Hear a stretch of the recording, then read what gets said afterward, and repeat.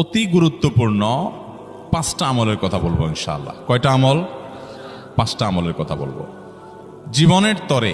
এই 5টা আমল সারা জীবন নিয়মিত আঁকড়ে ধরবেন, আমল করবেন। নাম্বার 1, সবচেয়ে বেশি যেটা করতে হবে পরিমাণে, জুমার দিন, জুমার রাত, বৃহস্পতিবার সন্ধ্যা থেকে নিয়ে শুক্রবার সন্ধ্যার আগ পর্যন্ত পরিমাণে সবচেয়ে বেশি করতে হবে যে আমলটা, সেটা হলো দুরূদ শরীফের আমল। কিসের আমল?